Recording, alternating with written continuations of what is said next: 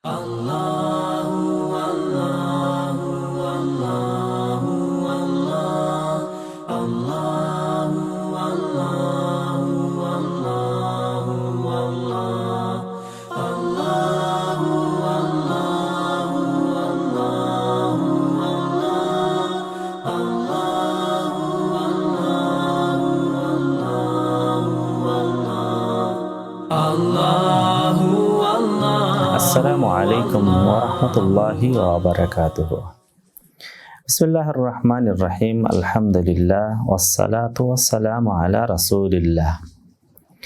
সম্মানিত শ্রোতা মণ্ডলী, আজকে আমরা হজের গুরুত্বপূর্ণ একটি বিষয় সম্পর্কে আলোচনা করব, আর তা হলো হজের রুকন। রুকন সেই বিষয়গুলি যেগুলি না করলে আপনার হজ বাতিল হয়ে যাবে। যে কোনো একটি যদি আপনি না করেন তাহলে হজ বাতিল হয়ে যাবে। অর্থাৎ এই রুকনগুলি সবগুলি আপনাকে সুন্দরভাবে আদায় করতে হবে। আর সেগুলি হলো চারটি। হজের ভিতরে রুকন হলো চারটি, সবে আমরা মনে রাখি। তো সেই চারটি আমরা হজে যাওয়ার পূর্বেই যেন মুখস্থ করে নেই। এই চারটি আপনাকে যখন জিজ্ঞাসা করা হবে আপনার নাম কি, তাহলে আপনার নাম বলতে যেমন কষ্ট হবে না, তেমনি করে আপনি যেন এই হজের চারটি বিষয় বলতে বা মুখস্থ করে রাখতে যেন আপনার যেন কষ্ট না হয়। অর্থাৎ এমন করে মুখস্থ করবেন, আপনার নাম বললে যেভাবে সহজভাবে আপনি বলে দিতে পারবেন, তেমনিভাবে এই চারটি বিষয় আপনি এমনভাবে মুখস্থ করে রাখবেন যাতে করে আপনার নামের মতো, নাম বলার মতো, নাম উচ্চারণ করার মতো আপনি সেগুলি মুখস্থ করে রাখতে পারেন। কেননা আপনি হজ করতে যাচ্ছেন, অনেক টাকা খরচ করলেন, অনেক দিন থেকে আপনি অপেক্ষা করার পর সেই অপেক্ষার অবসান ঘটিয়ে আপনি হজে গেলেন। আপনার টাকা পয়সা, তারপরে আপনার যে শ্রমগুলি হলো, এগুলি যেন সার্থক হয় যদি আপনি হজের রুকনগুলি যদি সঠিকভাবে আপনি পালন করে আসেন। আর যদি পালন না করেন, কোনোটা যদি ত্রুটি হয়ে যায়, কোনোটা যদি আপনি না পালন করতে পারেন, তাহলে আপনার হজ হবে না। আর সেগুলি হলো, প্রথম হলো এহরাম। এহরাম আপনাকে বাঁধতে হবে। এহরাম ছাড়া কেউ যদি হজ করে তাহলে তার হজ হবে না। আর এহরাম কোনটা বলা হয়? এহরাম হলো আপনার নিয়ত করে হজের কার্যাবলীতে প্রবেশ করার নাম হলো এহরাম। আর আমরা অনেক সময় যে পোশাকটা পরিধান করি এটাকে আমরা এহরাম বলে থাকি, না, এটা ভুল। এটা হলো এহরামের পোশাক। আসল এহরাম হলো আপনি যখন হজের জন্য মনস্থির করেছেন, হজের কার্যাবলী শুরু করার সময় আপনি যখন লাব্বাইক আল্লাহুম্মা লাব্বাইকা বলে যখন কার্যক্রম শুরু করলেন, আল্লাহুম্মা লাব্বাইকা উমরাতান, অথবা আল্লাহুম্মা হজের ব্যাপারে আল্লাহুম্মা লাব্বাইকা হাজ্জান বলে আপনি যখন শুরু করবেন, তখন থেকেই আপনার ইহরাম শুরু হয়ে গেল। তাহলে ইহরাম বাঁধাটা হলো ফরজ। আর দ্বিতীয়টি হলো আপনার আরাফাতের ময়দানে অবস্থান করা। আরাফাতের ময়দানে অবস্থান করা হলো ফরজ। কেউ যদি আরাফাতের ময়দানে উপস্থিত না হয়, আরাফাতের ময়দানে অবস্থান না করে, তাহলে তার হজ বাতিল বলে গণ্য হবে, তার হজ হবে না। অনেক সময় দেখা যায় আরাফাতের ময়দানের পাশাপাশি যে ময়দান রয়েছে ওয়াদি ওরানা, অনেক সময় সেখানে গিয়ে অনেকে উপস্থিত হন, ওখানে তিনি অবস্থান করেন। আরাফাতের ময়দানে তিনি ঢোকেন না। যদি আরাফাতের ময়দানে কেউ না ঢোকে, তাহলে তার হজ হবে না। তবে ঢুকতে হবে জোহরের পর থেকে। জোহরের পর থেকে শুরু হয়। কেউ যদি জোহরের আগেই আরাফাতের ময়দানে প্রবেশ করে এবং জোহরের আগে সেখান থেকে বেরিয়ে আসে, তার হজ হবে না, তার হজ হবে না। তবে আরাফাতের ময়দানে আপনাকে জোহরের পর থেকে আপনাকে প্রবেশ করতে হবে এবং এর অবস্থান আসল যে সময়টি সেটি হলো মাগরিবের আগ পর্যন্ত। মাগরিবের আগ পর্যন্ত কেউ যদি মাগরিবে কোনো কারণবশত, ভিড়ের কারণে, অন্য কোনো সমস্যার কারণে কেউ মাগরিবের আগে প্রবেশ না করতে পারে, মাগরিবের পরে গেলেও তার একটা নির্ধারিত সময় আছে। সেই সময়ের ভিতরে কেউ প্রবেশ করতে পারে, আরাফাতের ময়দানে ঢুকতে পারে, তার হজ হয়ে যাবে। সেগুলি নিয়ে পরবর্তী ইনশাআল্লাহ আমরা আলোচনা করব। তবে আমাদের প্রথম যে বিষয়টি গেল সেটি হলো কি, আমাদের ইহরাম বাঁধতে হবে। ইহরাম হলো ফরজ বা রুকন। আর দ্বিতীয়টি হলো আরাফাতের ময়দানে উপস্থিত হওয়াটা, আরাফাতের ময়দানে অবস্থান করাটা, এটাও হলো একটি রুকন, এটা হলো দ্বিতীয় রুকন।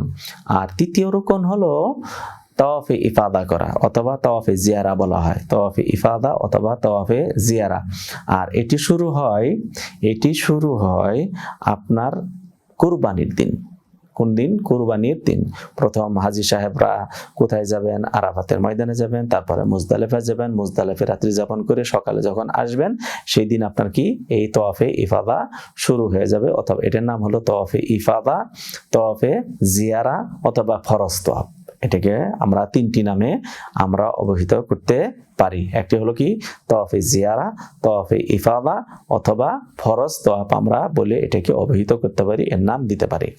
এটি আপনি মুজদালিফায় যাবেন, তারপরে কি করবেন? আপনি তাওয়াফে ইফাদায় আপনি সেদিন যাবেন। আর যদি আপনি দেরি করতে চান পরের দিন অথবা শেষের দিন, আপনি যেদিন মানে শেষের দিন আপনি করে আসতে পারবেন। আপনি যদি শেষের দিন যদি করেন তাওয়াফে বিদায়ের সাথে, তাহলে আপনি একসাথে নিয়ত করে ফেলবেন, তাহলে এটা শেষের দিনও করতে পারবেন। তবে শুরু হবে কোথায়? কবে শুরু হবে? হলো আপনার কুরবানির দিন থেকে। আর একটা বাকি থাকলো, সেটা হলো কি সাই করা। সেটা কি? সাই করা। আর সেটা হলো সাফা এবং মারওয়ার মাঝখানে হজের সাই। সাফা এবং মারওয়ার মাঝখানে, সাফার থেকে শুরু করবেন, মারওয়াতে যাবেন, একটা হয়ে যাবে, মারওয়ার থেকে আবার সাফাতে যাবেন, একটা হয়ে যাবে। অনেক সময় আমরা ভুল করে থাকি, আমরা মনে করি সাফার থেকে শুরু করব, মারওয়াতে যাব, আবার মারওয়ার থেকে সাফাতে আসব, একটা হবে না, আসলে এখানে হবে দুইটি। অর্থাৎ আপনি 3.5 পাক যখন দিবেন তখন আপনার 7টা পূর্ণ হয়ে যাবে।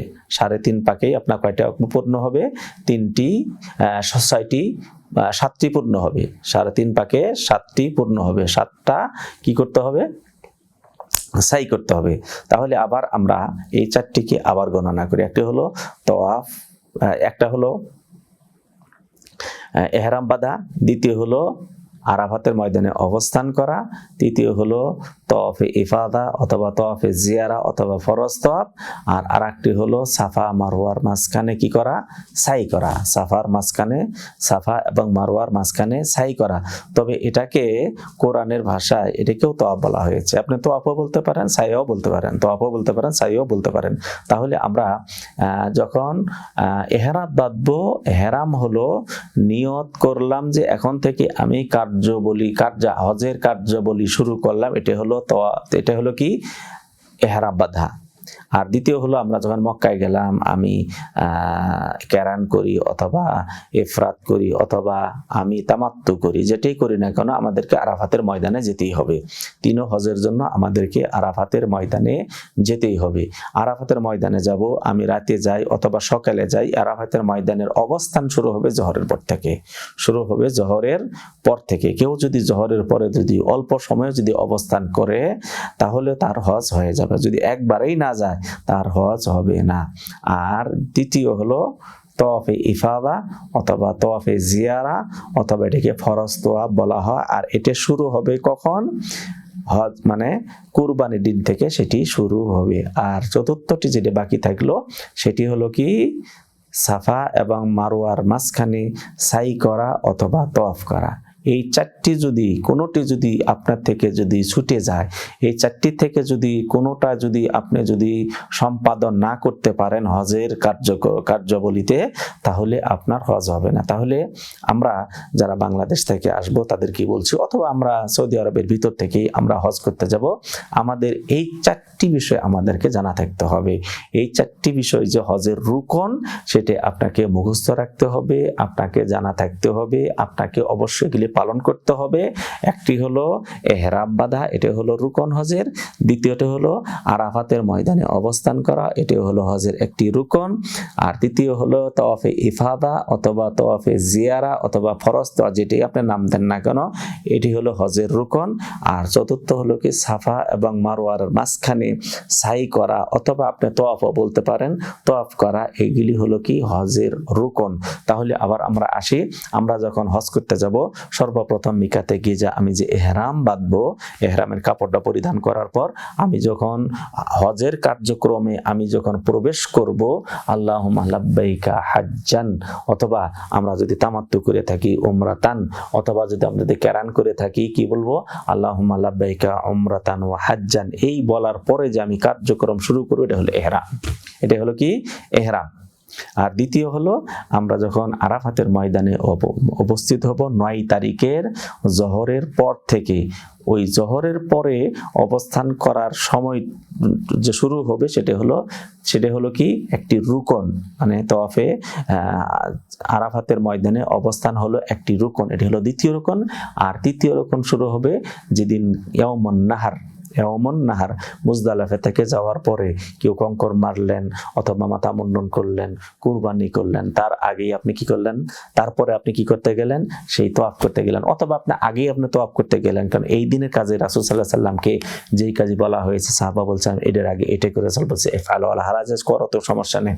আপনি পাথর কঙ্কর নিক্ষেপের আগেও যেতে পারেন, কঙ্কর নিক্ষেপের পরেও যেতে পারেন, কুরবানির আগেও যেতে পারেন, পরেও যেতে পারেন, মাথা মুন্ডনের আগেও যেতে পারেন, পরেও আপনি যেতে পারেন। অর্থাৎ এই দিন থেকে শুরু করে আপনি এই দিনও করতে পারেন, পরের দিনও করতে পারেন, অথবা আপনি যে তওয়াফে বিদা করবেন, বিদায় তওয়াফের সাথেও আপনি করতে পারবেন, বা বিদায় তওয়াফের আগেও করতে পারবেন। এই দিন এইটার জন্য আপনার জন্য কি সময় কি আর বেঁধে দেওয়া হয়েছে, রাসূলুল্লাহ আরো সময় আরো বাড়িয়ে দিয়েছেন। আর চতুর্থটা হলো সাফা এবং মারওয়ার মাঝখানে তওয়াফ করা অথবা সাই করা, যেটি নাম দেন না কেন, কোরআনে আল্লাহ তাআলা তওয়াফও বলেছেন এবং রাসূল সাল্লাল্লাহু আলাইহি সাল্লাম হাদিসে যেটিকে সাই বলা হয়েছে, আমরা সাই বলে চিনি। তাহলে এই 4টি কাজ যদি আমরা করি, এই 4টি কাজ আমাদেরকে হজে করতেই হবে। এগুলো রুকন ছাড়া হজ সম্পূর্ণ হবে না।